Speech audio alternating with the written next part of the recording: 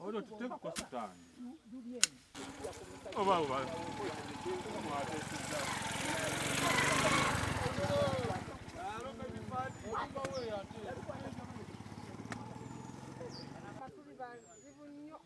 Waliwo otuuka ne weekuba mukulu w'abaana bo buki by'okola. Ate maama osobola n'okwongeza. Maama kati nti okusonya n'okwongeza bibeemu. Tasobola kukiddamu nga maama oyogedde. N'ogamba nti nze nawayo emitwalo aga 5 n'omusango gye guli. Era n'ettaka lino nze ne twakigulamu ezo sente zaali nnyingi lwakuba nti bala nedda buli kimu kyonna tukikoze kati abadde yadduka nga yagenda eyo naye kaka tukoze eki nze nno banguzaawo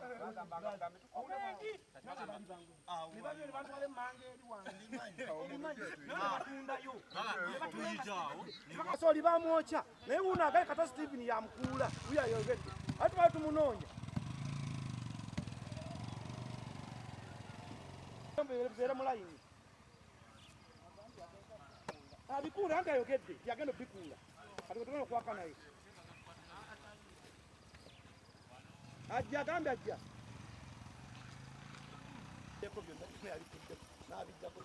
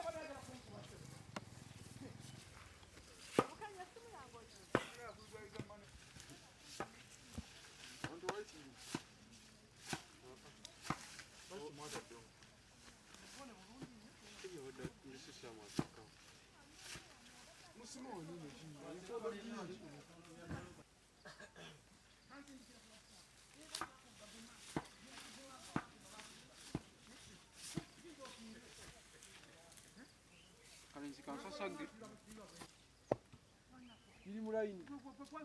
Kasi.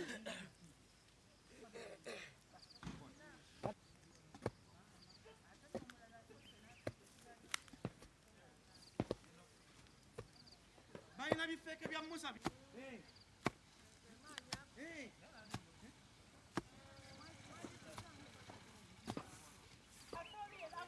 Atunda. Bani. Aba wano bakato. Bakoze batya? Bakudde enkondo nga bagala okubba ekibanja kye batunda edda. Kato Stephen Edward. Salongo mu Lubugu mutabani wa Yayiro. Omugenzi Yayiro. Nebocha kasooli w'omukazi wano naye kasooli wano bamwocha.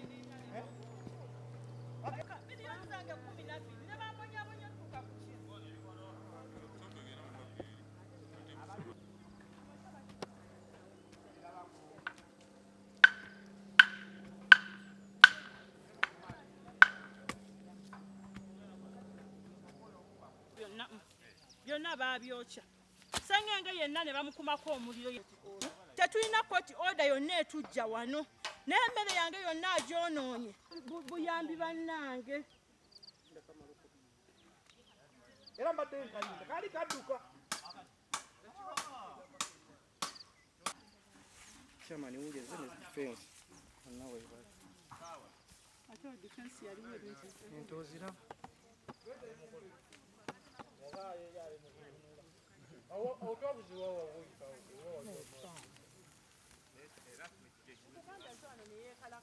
Ayagala kunkuba si. Yo nonge banga ddini.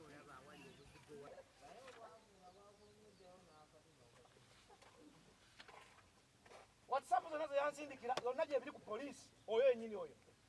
Emisango gye giri ku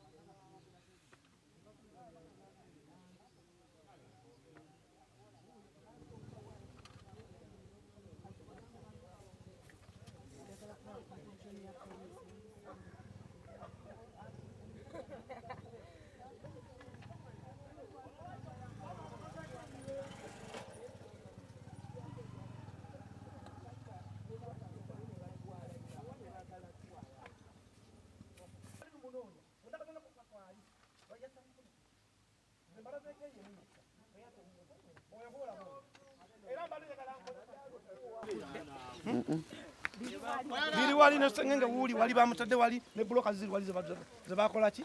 Bani ababikudde. Oyo kono Kato Steven mutani wa Kato Edward Saalongo. Era huyo agambye mu ye yabikudde era yabikuula. Yali yadduka kuno kuba ku ndagano zonna kwaliyo Kato Steven Edward. Kato Steven kwali ku ndagano zonna ne bali bamuddusa. Ne bamutwala kati huyo yakomyewo era zeemu agambye yakuula ebikondo bino.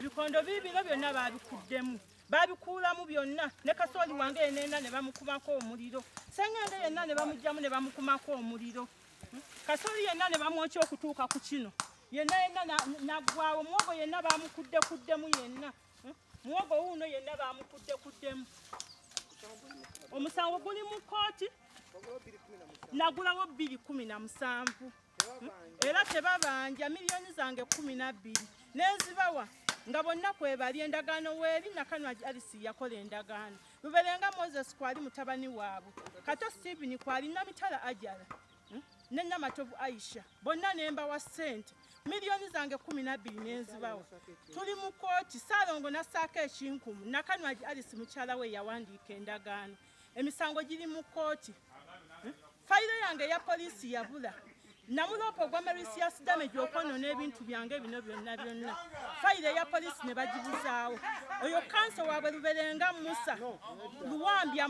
Luwambya Musa ali ku fayiro yange ye agenda yeewaanawaana nti abalamuzi bonna ab'emukono abamanyi ebintu byange byongera kwonooneka twagenda ku byonna baabyokya Sengenge yenna ne bamukumako omuliro miliyoni 12 nenzibawa mu cash ne zigwayo zonna naye omusomwami antawaanya nsaba buyambi nsaba RDC Hajati ndisaba anyambe ampulira ayamba abantu bangi naye tulemeddwa okumutuuka ku office ye ntuze tulajana nsaba mama Nabanja anyambe tulabye abantu bangi bayambye nsaba mama Nabakooba naye anyambe President Museveni Kato Edward Saalongo atwala ettaka lyange mutabani w'omugenzi Yayiro Mukasa Yayiro atwala ettaka lyange teyavaawo n'omwami wange naye n'amubba miliyoni ettaka lye n'alibba kati ne bakola obuwandiiko muwa miliyoni 10 naye n'ekisaawa zino tazimuwanga essente ze namuwa ze zirongoosezza ennyumba eyo gy'ayina n'okutwala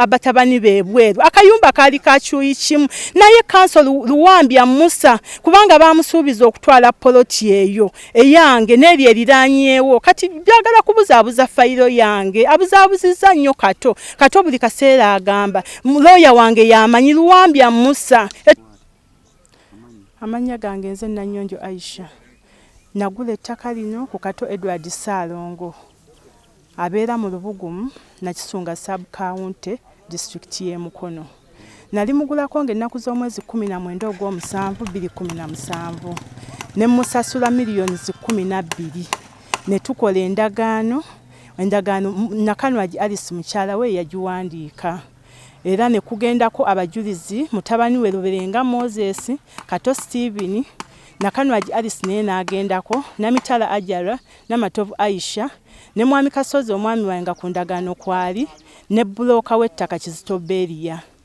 ne tumusasula miliyoni 12 enkeera nga 2 netandika okukozesa ettaka lyange okuvaawo nanga nkozesa ettaka lyange ne tulipima nga liri 5 ku 105 liri ku plot number 1074 block number 222 ne tulipima we twalipima nga litwala toyi yaabwe ne batugamba tukole curve toyi tuleme kugitwala ne batwegayirira ne tubaleka ne tubeerawo nga tukozesa naye 2 we batandikira okuntawaanya ne batandika okulya lumonde wange nasimbamu n'ebitooke ebiri ku lukedi bwe twagenda ku LC wa chairman ne twekubira enduulu chairman natugamba tufensinga ekifo wayite ebbanga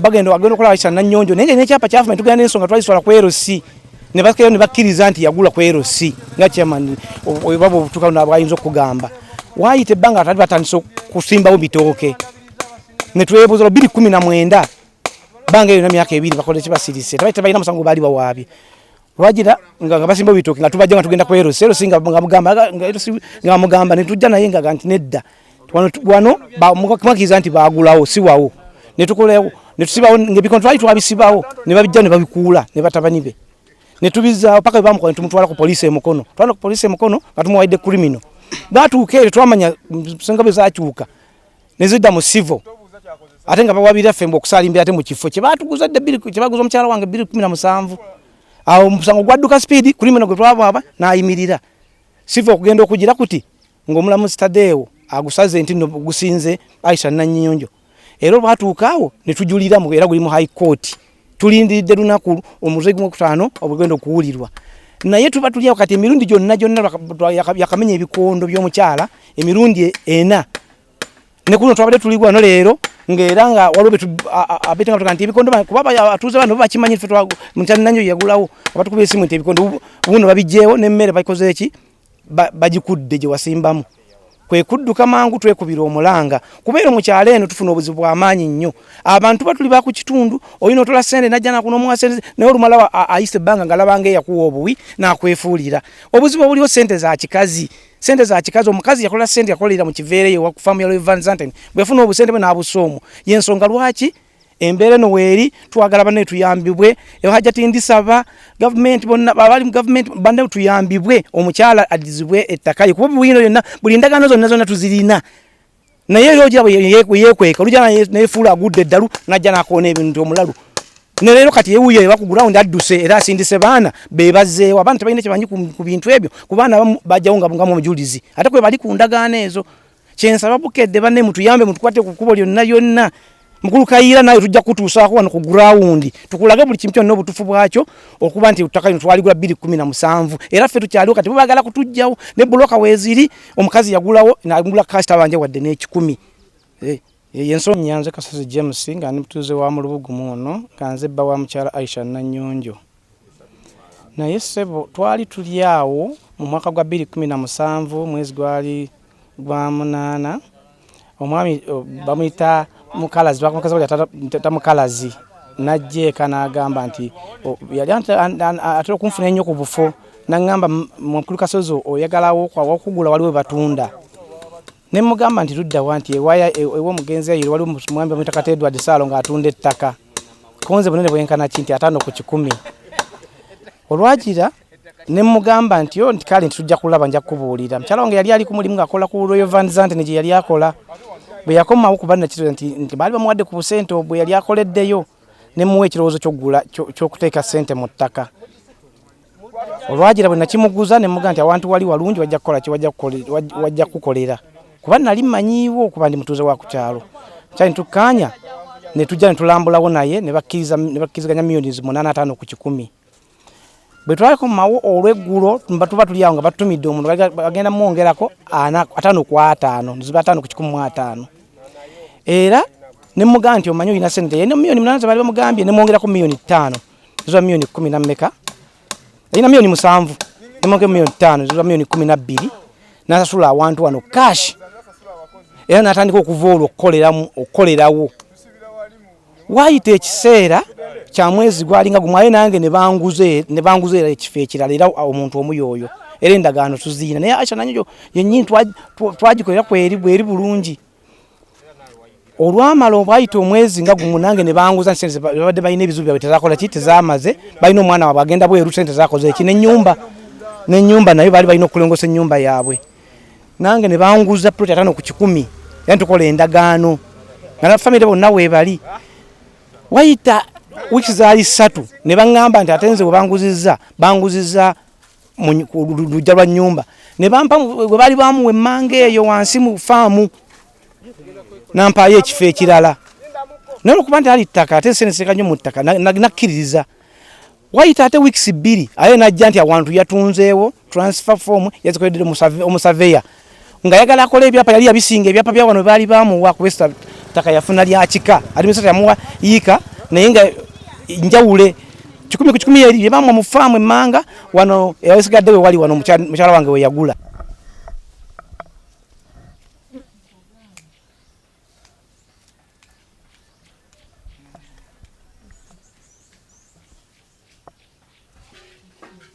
tekuli na sitampu yakujinyiza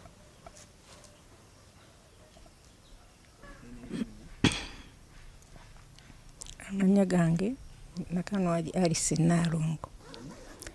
Nakanwaagi Alice Nalongo.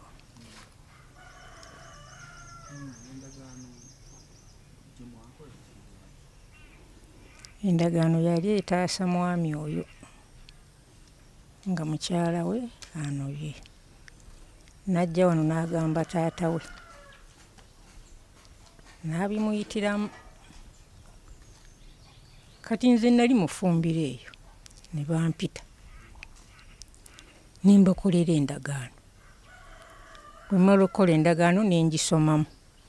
Ng'omwami waali, oyo mwami Kasozi.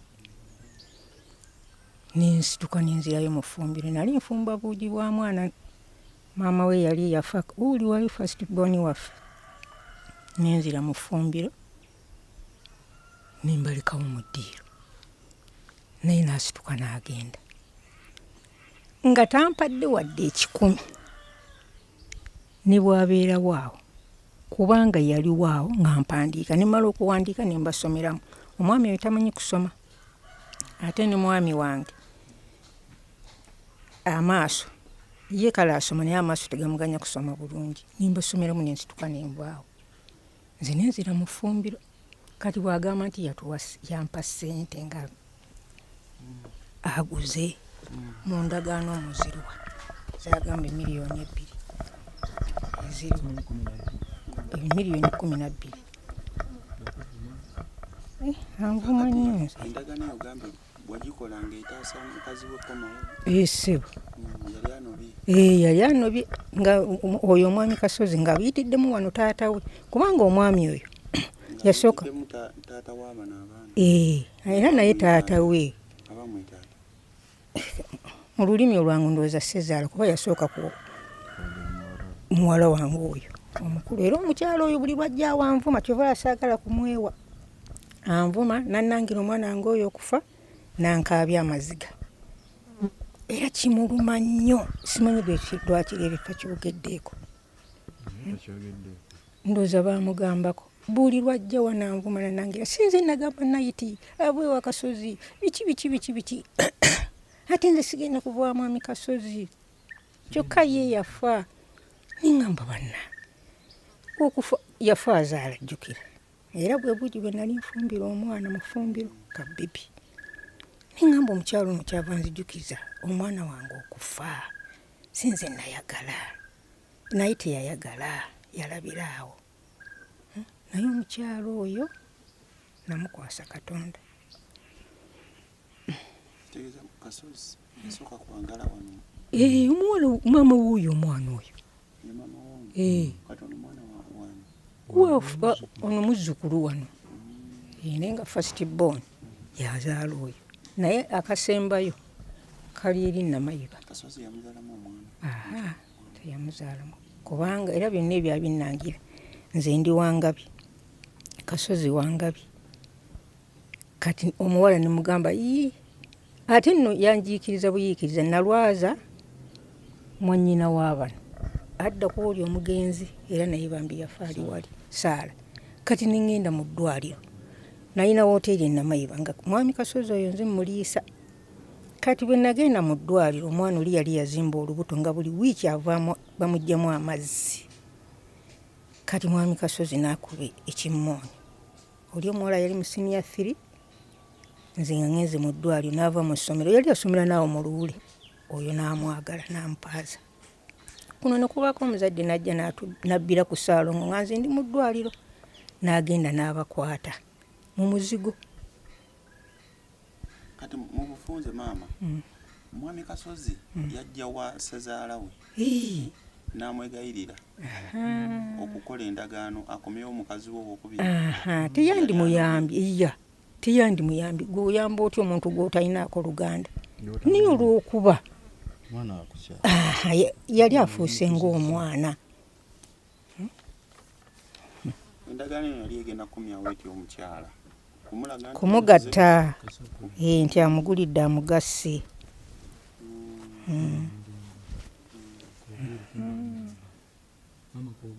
nti amulimba kumba amulimba kyovala omukazi wamaanyi nnyo tamanyi kituufu kati ebyo byesente bibogera sima milioni 12 bitye anti kati azirage mu ndagaano kati omukyala agamba nti yaliwo nga tukola endagaano ye nange n'abaana ne Ssaalongo ne mwami we situulangako na mukyalo oyo ne tukola ndagaano naye twali wano ng'ali waalo oyo akola omukyalo oyo naye agamba nti yaliwo kati oba yaliwo lwaki ye teyagamba nti nsomye Naalongo tusomedde mu ndagaano nga sirabye ssente ze tukuwadde nga yaliwo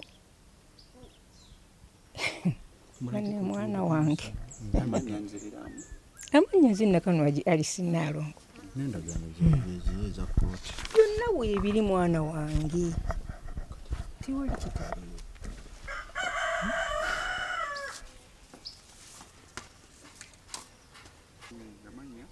bampita Kagwa Paulo wane Lubugumu Kagwa Paulo wane Lubugumu nze ndi munyiivu nnyo kati omusajja musiru kati ize mukadde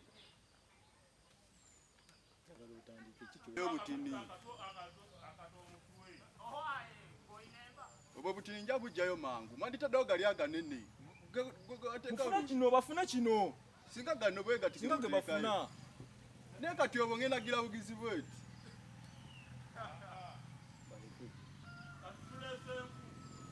ng'onoonya kawogo sikunenya okitegeera onoonya kawogo semana njagala gali gappo era nga kukwata bwe bati naye kati ako ngenda giramu bugizi bweti kati mupiira gwabike bukedde kutaase biri mu kote te bukedde kutaase kati mbadde manyi na polisi yejja ate bannamawulire bano betwagala bannamawulire polisi zemba jembadde njagala oba majje akyalese polisi leero bamugoba emukono corruption tegeera ne bamugoba entenjeru musasamaza ebyalo ne bamugoba entenjeru corruption alese munnamawulire tebamugulirira yayogera fact kati penalty tekako kati obukondo ngenda dakiika mmeka nga yiye eri mama Kasozi James agikuwe lwaki taddamu emukube eyo penalty tetubimanyi era n'omugenzi eyafa bwe kati wali yagala bawase omuziro gwe gumu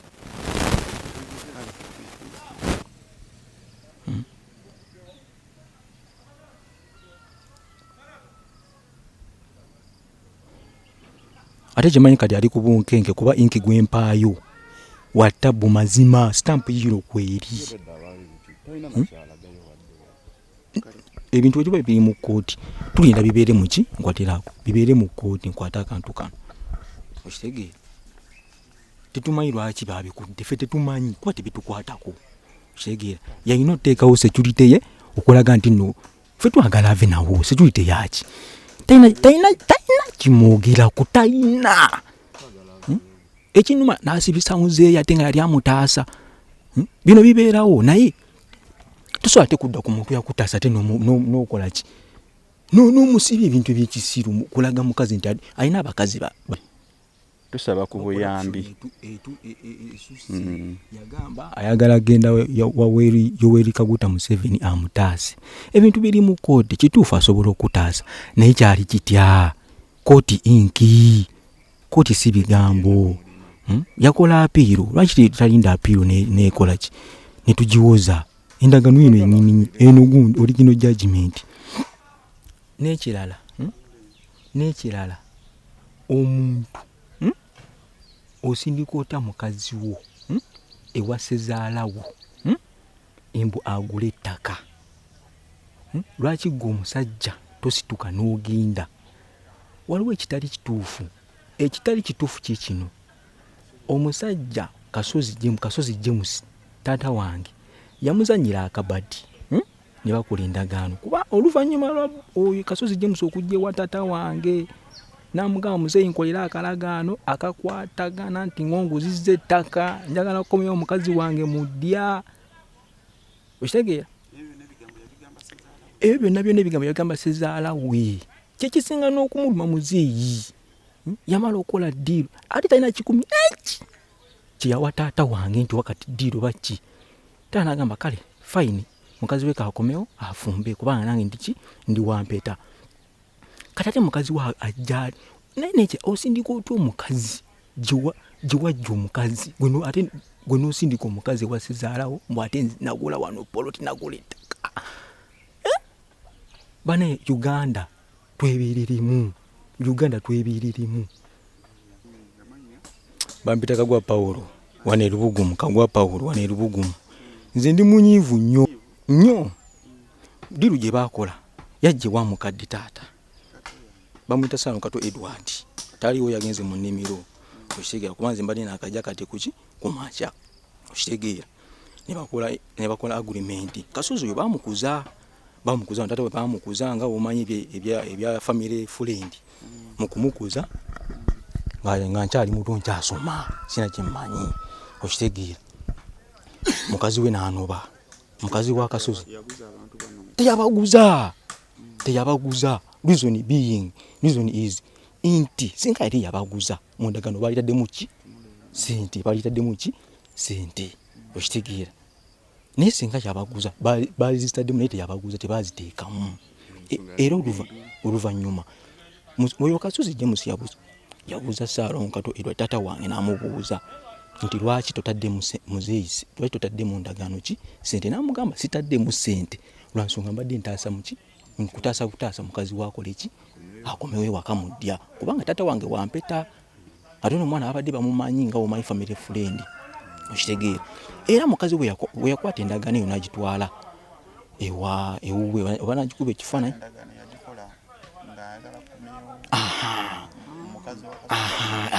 Mukazi we yamufera ono Kasozi yafera mukazi we nti nkugulidde ettaka kumbe tamugulidde kubanga temuli sente. Ontegedde kati mukazi we wamala opaku kukomawo wano mu kufumba mukazi we apaku kateekawo ki bulooka. Bw'ateekawo bulooka muzeeyi najja n'amugamba lwaki oteekawo bulooka nti muba wange yangulira. Okitegeera ba wange yangulira n'amugamba yakugulira atya nze nali ntasa mutaase. Okitegeera tiyakugulira kubanga kale mpa endagaano erimu sente nekyeyamaani ezo stamps azigaana. Kati stamps bazijjawo stamps. Nze ndi munyiivu nyina ekyokubiri n'asiba muzeeyi wange yali ampeerera nze kati singa ndina makerere. Okitegeera naye banzijjanga ne ku ssomero lwa muzeeyi wange tetulina sente. Ogula otya ekintu nga temuli sente. Twagenda mu kooti esooka mu law court ne tumusinga ambalage tata jjajja yayiro ekige namulekera akataka ke tata waali ekyapa tukirina ekyekirala endagaano egundi like judgment tugiina emugobawo. Okitegeera kati talina na kimu kyayina talina na kimu kigamba nti no kati nina transfer form by the way transfer form gyayina eri dupe. Reason being muzeeyi asobola osayininga naye baafuna kinkumu ne bateeka ku transfer form. Tekuli kafaananyi tekuli signature ya muzeeyi talina kyapa talina kiraga nti no dati about land. Okitegeera muzeeyi wange ne bamusiba. Muzeeyi ne kati newenjogerera kati bukedde newenjogerera kati muzeeyi ayinza okuba alina amannya 3 kwana mu kamwa. Muzeeyi wange mulimi.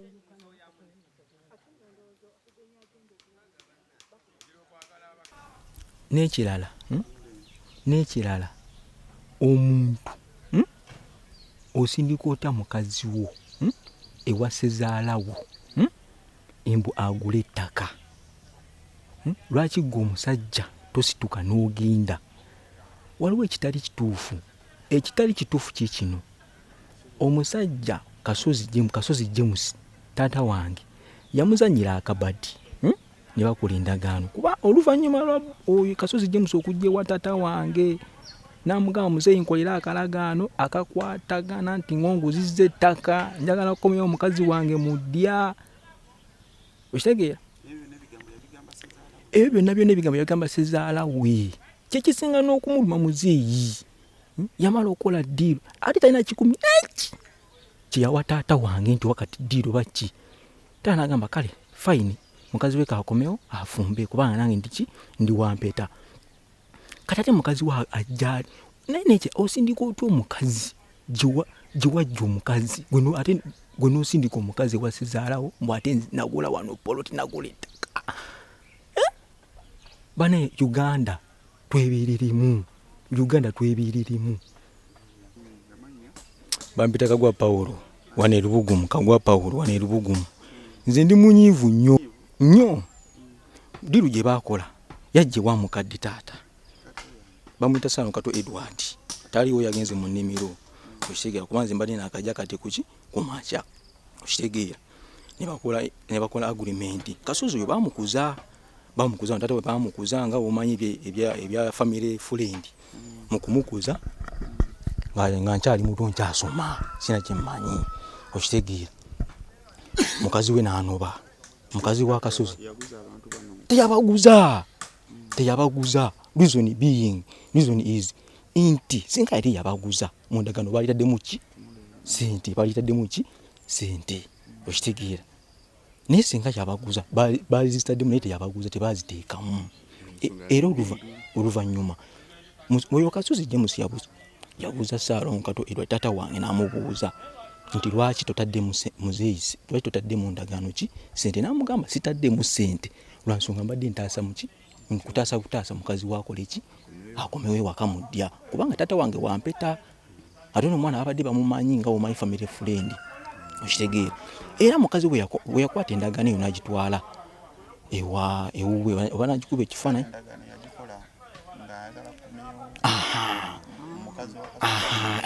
mukazi we yamufera ono Kasozi yafera mukazi we nti nkugulidde ettaka kumbe tamugulidde kubanga temuli ssente ontegedde kati mukazi we wamala opaku kukomawo wano mu kufumba mukazi we apaku kateekawo ki bulooka bw'ateekawo bulooka muzeeyi najja n'amugamba lwaki oteekawo bulooka nti muba wange yangulira okitegeera ba wange yangulira n'amugamba yakugulira atya nze nali ntasa mutaasi okitegeera tiyakugulira kubanga kale mpa endagaano erimu ssente nekyeyamaani ezo stamps azigaana kati stamps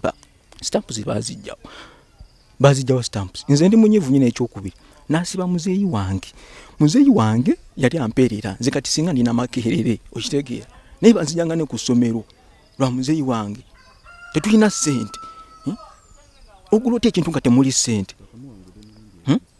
twagenda mu kooti esooka mu law court ne tumusinga ambalage tata jjajja yayiro ekige namulekera akataka ke tata waali ekyapa tukirina ekyekirala endagaano egundi like judgment tugiina emugobawo okitegeera kati talina nakimu kyayina talina nakimu kigamba nti no kati nina transfer form by the way transfer form gyayina eri dupe reason being muzeeyi asobola osayininga naye baafuna kinkumu ne bateeka ku transfer form tekuli kafaananyi tekuli signature ya muzeeyi talina kyapa talina kiraga nti no dati about land okitegeera muzeeyi wange ne bamusiba muzeeyi ne kati newenjogerera kati bukedde newenjogerera kati muzeeyi ayinza okuba alina amannya 3 kwana mu kamwa muzeeyi wange mulimi muguza amanya n'eddoboozi bampita Kato Steven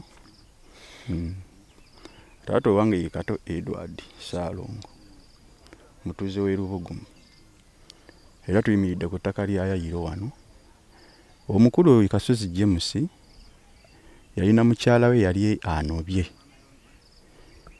Kasozi James Saalongo kumpi be baamukuza nze naliwo kweyo endagaano era seegaana amanya gange ge gasooka. Naliwo endagaano gye bakayanira si byambu, naliwo amanya gange nze nateekako omukono. Musajja oyo yajja mukyala we ng'anobye n'afeesinga muzeeyi n'amugamba ntaasa tukoleyo akalagaano akalaga nti ngulidde mukazi wange akomewo mu maka. Ne tukakola awo. Maama wange ye yawandiika endagaano nga tuli babiri ne Kasozi James. Omukyala teyaliiko. Omukyala aba teyaliiko. Laba omukyala waagenda ewaka n'amugamba mbu nkugulidde ewaka, n'atandika oyiwa bbulooka wano ku ndagaano gye twakola nga mugamba amugulidde ekitaaliwo. Naffe ne twewuunya nnyo ne tugamba ate Kasozi gwe twayamba obuyambi ate ayiwa atya bbulooka. Awo ne tugenda mu mateeka, yennyini ye yatandika amateeka. Ne tugamba ate chairman waatali twakuyamba buyambi byali byaffe byankukutu, ate omukyala omugamba otyo zimba. Tetwamuwadde transfer form yadde oba ki ekutuleko. Bwe bityo we byali nno. Naye tusaba buyambi nga ye wabusaba naffe tubuyamba. Ajje ku byomwogerako ebiraga nti wano awantu wawe. Ajje ku bimwogerako. Kuba ffe tulina n'ekitwogerako wano ekimugamba nti ali trespass wano okuva ku gavumenti. Naye ye talina yadde akalaga nti wano awantu wawe. Singa abaako nakatulaga nti awantu wawe tuli lwedde muwa awantu we, naye weba talina yali mu nsobi era wekyali. Nze mu kuteekako omukono nateekako nga mmanyi omukyala akomawo lwa nsonga n'endagaano tetwateekamu ssente egula. Ate mukazi we yalibuuzizza ate amanya nga tegaliiko. Amanya ate omukazi yandibuuzizza nga abaawaka tebaliiko. Nze kwe kuteekako omukono ne maama n'ateekako ne taata. Ne muto wange yateekako nga amanyi era kuba yali atudde wali era naye yaliwo oyo kaggwa Pawulo naye teyateekako. Kyekyo ekiriwo ssebo. Endagaano yali yakuzza mukazi waka. Kivola tetwateekamu ne ssente. Ne Kasozi yaliwo ng'atudde. Amanya gonna agaliko okwo ku ndagaano baaliwo nga tugikola. Teri ataaliwo. Teri muntu ataaliwo nga yateekako omukono. Kasozi yaliwo naye omukyala teyaliwo. Kasozi yaliwo. Era ffe twadde tumanyi poliisi gyagenda oleeta naye poliisi zonna bamugaana kati. Kivola kati aleeta bannamawulire. Ebimugola byonna tusaba ku buyambi. Yagamba ayagala agenda waweri Yoweri Kaguta Museveni amutaase. Ebintu biri mu kooti kituufu asobola okutaasa naye kyali kitya. Kooti inki. Kooti si bigambo. Yakola apiiro. Lwaki talinda apiiro nekola ki? Ne tugiwoza. Endagaano eno ennyini eno gundi original judgment.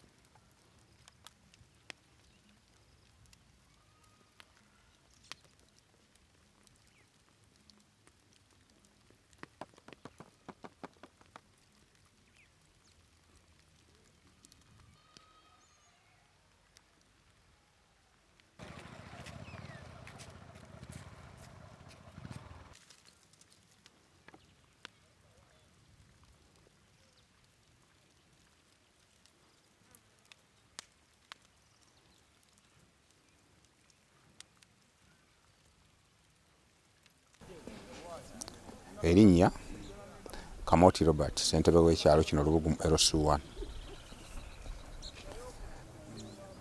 Ensonga zino zaatandika zajjako mu ofiisi yange ne tutuula era ne bandeetera endagaano mu Lukasozi kwe yagulira ettaka lye. Omukyala Aisha Nanyonjo yagulira ettaka lye. Endagaano nagiraba bulungi nga yakolebwa aba famire, omukyala Naalongo yagiwandiika, Naalongo Nakanwagi. Abaana be ne bateekako emikono ng'abajulizi ababaddewo nga omukulu Kasozi Aisha agula ettaka, abagulako ettaka.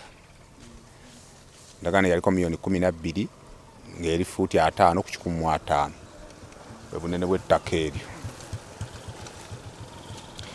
Era abaana abamu ne kwolwo Kato Saalongo nakkiriza nti Kasozi bamuguza, Nanyonjo bamuguza ettaka.